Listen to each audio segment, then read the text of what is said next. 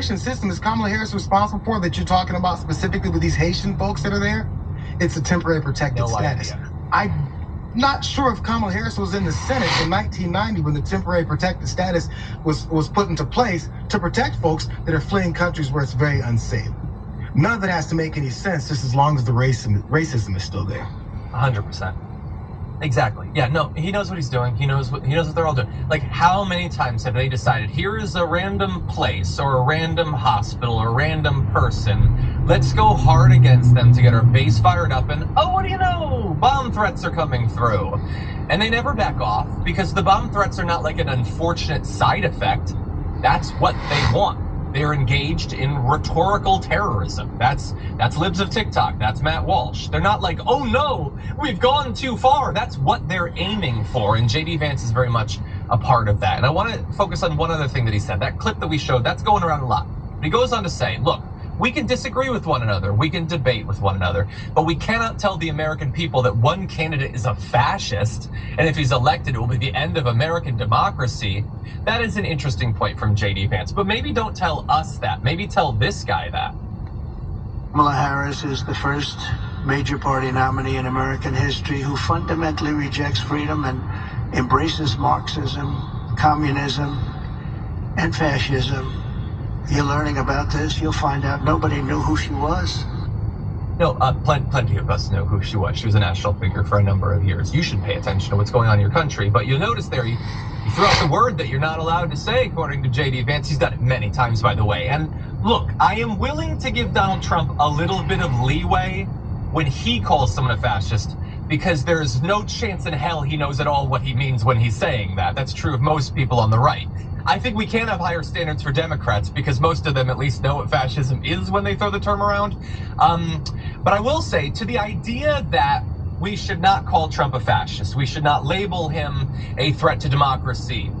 Go screw yourself, JP Mandel and all the rest of you. If it's true, we're gonna say it. Well, I can't say we, I can't speak for anyone else, but I'm sure as hell gonna say it if it's true. If I believe that his worldview, his theory of government is inherently fascistic, I'm gonna continue to identify that. And if he's a threat to democracy, which he is, I will refer you to the coup that he launched, then I'm going to label him that.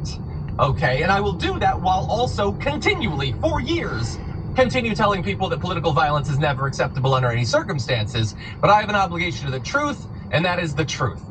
Now that said, I want to move now to the surrogates. Okay, I'm curious to hear, JR, what you think about this claim by Byron Donalds. I think it's super convenient what Byron Donalds has to say here. Take a look. Obviously, the story today is this is the reason why you have crazies from the left who are now attempting to assassinate him. What she should do is go through all the ad campaign that they're running in the battleground states. Anything that references being destructive of democracy and all the other tropes and the lies, Project 2025, all that stuff, it should come down. Stick to the facts, stick to the policy. Okay, so there's two parts that suck there, JR. I want your thoughts on both. But the first is that he says, he references radical leftists trying to take out Trump. I love that they can just, like, I wish it was a leftist. So I guess I'll just say it. You know, I guess I'll say the guy who voted for Donald Trump in 2016 and in this cycle wanted Vivek Ramaswamy and Nikki Haley. I guess he's a leftist. You know, dear viewer, when you're hanging out with all your leftist buddies and you're talking about how Vivek Ramaswamy should be president, you know how you are. They're conservatives. I get that, like, any political violence is terrible, but you at least have to address where the violence is coming from. It's conservatives. That's just, yes, it's confusing. It's confusing. We should get to the bottom of all of this, but that's what the evidence actually shows. And we're going to stick to the evidence here on the damage report. But his point there, JR, is, so he goes beyond just JD Vance's, like, stop calling him a fascist. He says, don't talk about Project 2025.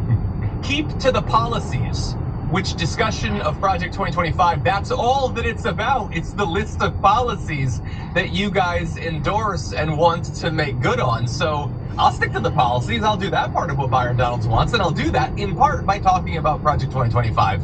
What do you think? Are we also forgetting that in response, because many times Donald Trump's argument against someone calling him out is, no, I'm not, you are. He says it so much, it's actually pretty childish. In being called a threat to democracy, in saying when Kamala Harris took over for Joe Biden, they're a threat to democracy. No, they're a threat to democracy. So you're throwing around the same language that you said is dangerous and is getting you shot at, right? And it's pretty obvious when Byron Donalds and some of these other surrogates are throwing out the reasons what we need you guys to stop doing is talking about Project 2025. Stop talking about the things that we're doing and saying. Stop talking about our racism. Stop talking about our lies. Stop talking about how we're inciting violence. This isn't fair. You're not supposed to point out the things that actually prove the point that we're an actual danger to our democracy, let alone that some of these pundits are also talking about, are you ready to end democracy?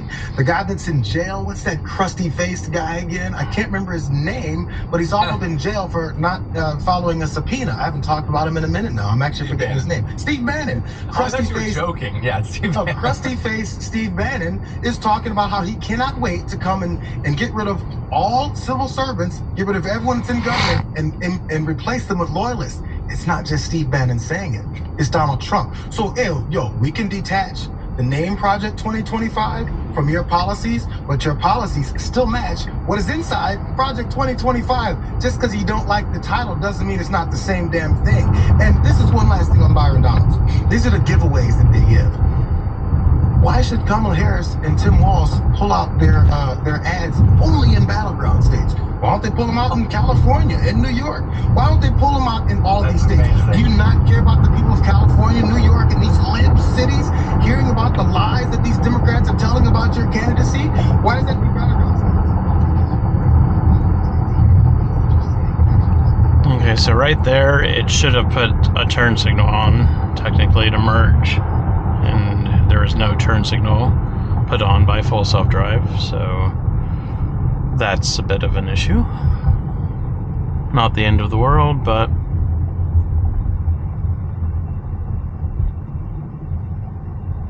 for as much as this likes putting turn signals on and changing when there's no good reason to change lanes, you should be pretty quick to throw the turn signal on when you actually need to be using it. That's just me, but I'm not a software programmer, so I'm not sure exactly how difficult that is to actually implement.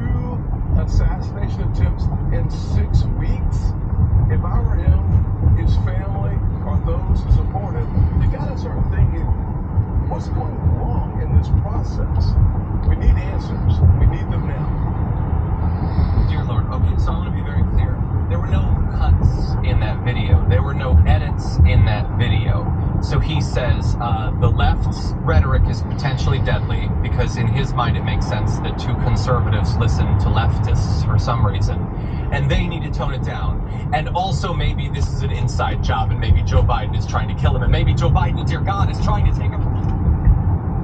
Okay, so here it's slowing down really slow, about 1 mile before the highway change that it needs to take.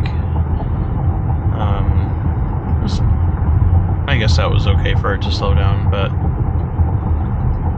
it was not really a natural lane change. And here I would probably say, since you know you need to be in the right-hand lane, go ahead and change lanes, get over there and stay in that lane. You've got a perfectly good spot here. It's not going to take it, so I'm going to trigger it to manually go by hitting the turn signal, and that time it actually behaved pretty well.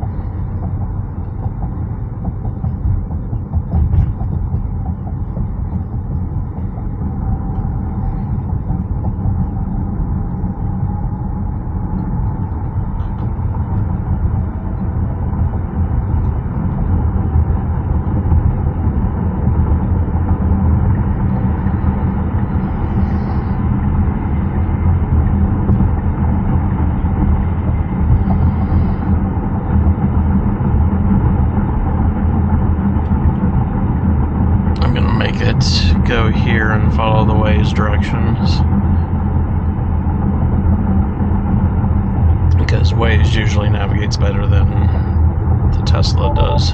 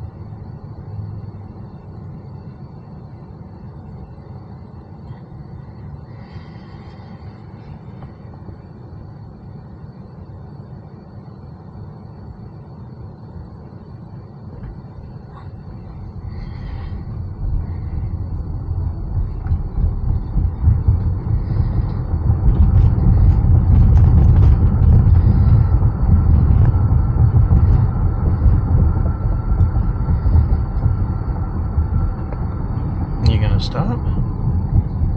Yep.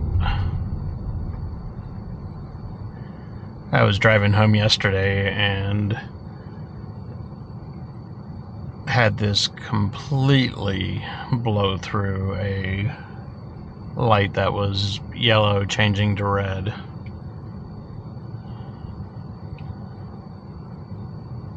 It had plenty of time to stop. It didn't. It was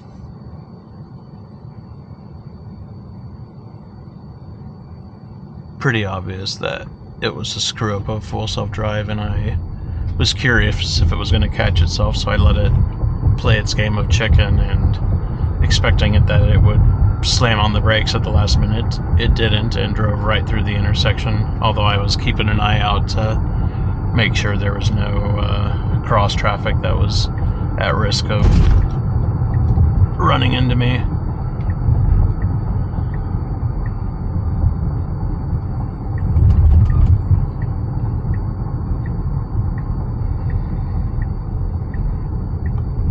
Here's a left turn with a bunch of construction. Let's see how we do here.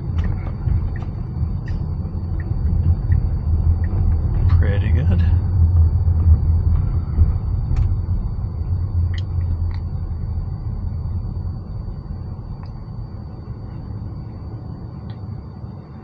So it's a little bit confused here. I think technically this is supposed to be 3 lanes, and it's only showing up as 2 lanes, sometimes 3 lanes.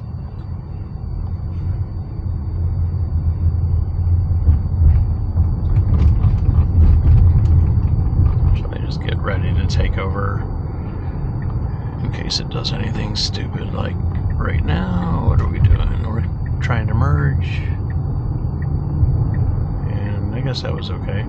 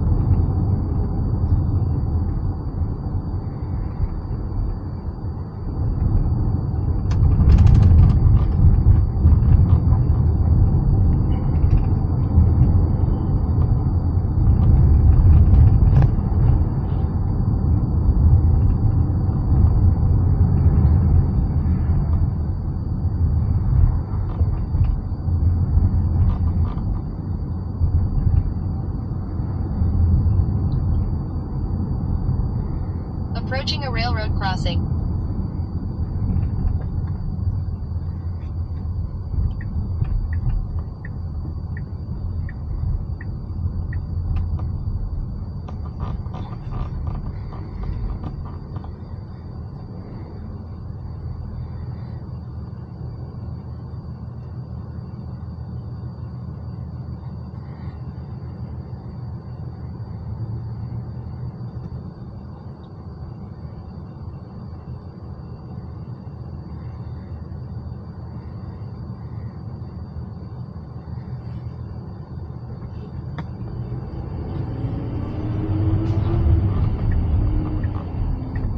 What are you gonna do? You gonna go?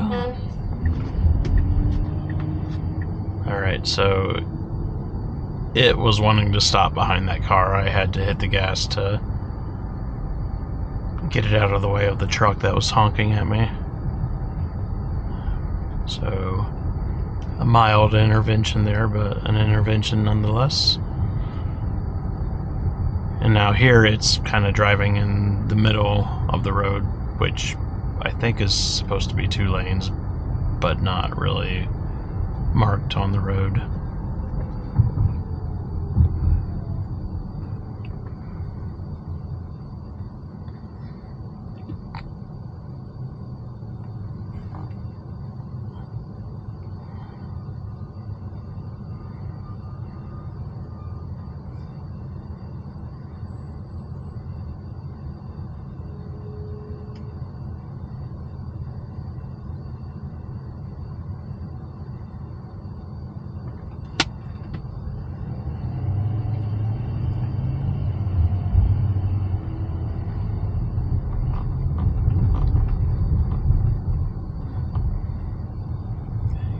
gonna get ready to take over because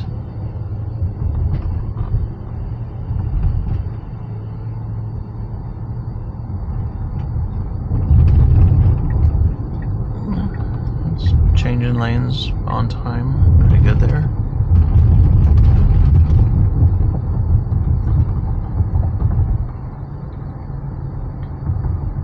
Knows we're gonna have to merge onto the highway here.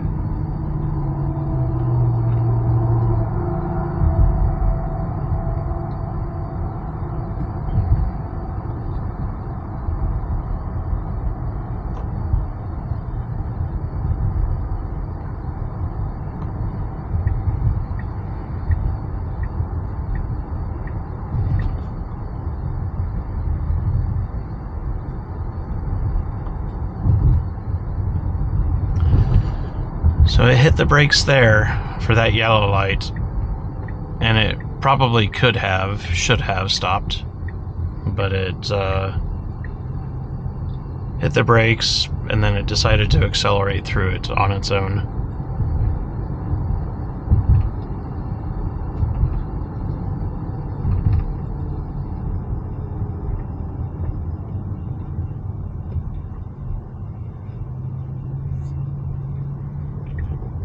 Let's see how we do with this merge onto the highway. So here, like right now, it's plenty of time. It should merge right now. But it kind of takes its sweet ass time. And again, I would do another lane change to get out of this exit only. And it does that on time.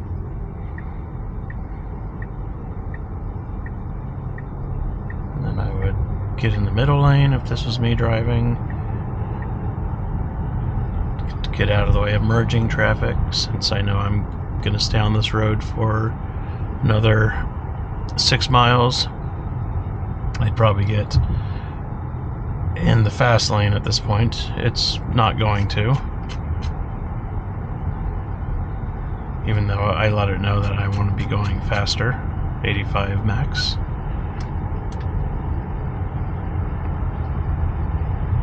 It's just going to hang out here driving in the center lane. So typically what I do now is I'll tell it I want to go over. I'll be patient for a little bit, see if it does, and if not, I'll take over. And this time it does it okay.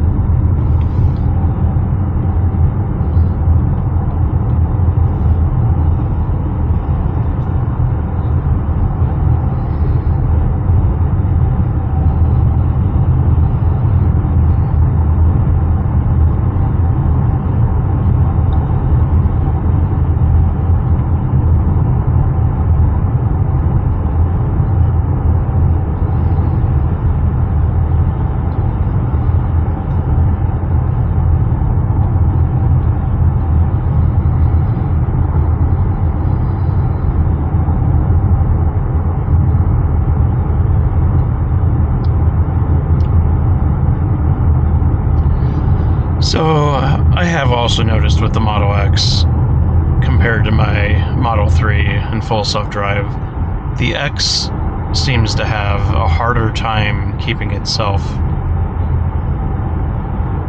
centered in the lanes. It, especially on turns like that on the highway, it will take the turn a little bit too soft sometimes and be driving where the wheels are right on the lane marker, if not a little bit over. I've noticed that quite a bit more on the Model X than the Model 3.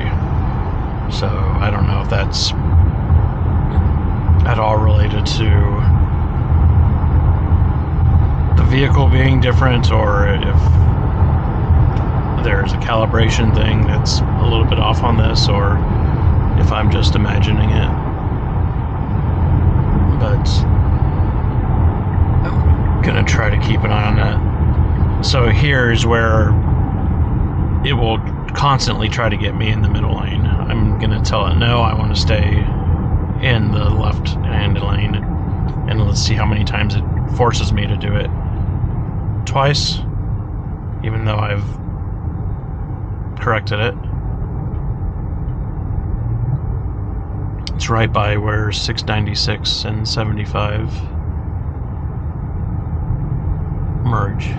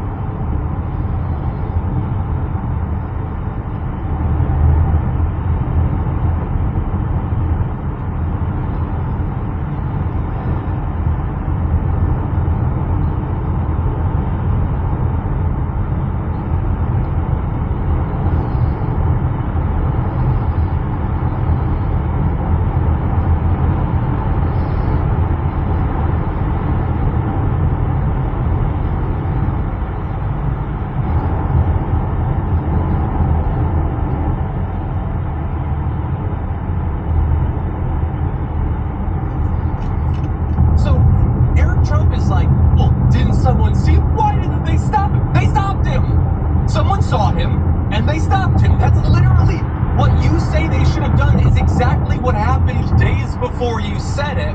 But it's more fun to assert that Joe Biden is trying to take out your dad by getting a longtime Republican to do so.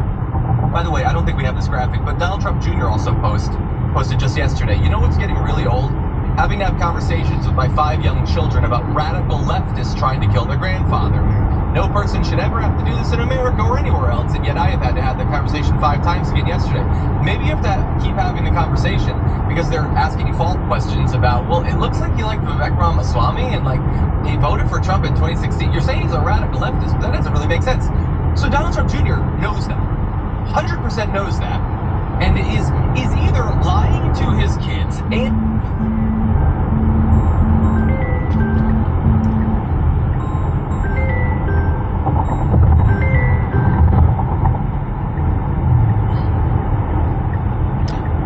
Hey, what's up, Kalen? Hey, what's up, Ross? How are you? I'm doing okay. Are you still here in the office or no? No, I dropped off those 3D printed parts and sat in with a meeting, and then I got back on the road. Nice. Why? Oh, hold on. Give me 1 second. Okay. Right, so I'm here in the conference room in Romulus. I got a quick question for you. This is Larry Pratt. How are you? Hey, Larry. How's it going? Hey, good. Hey, are you able to make a small stencil out of with your 3D printer at home? I can make anything with my 3D printer.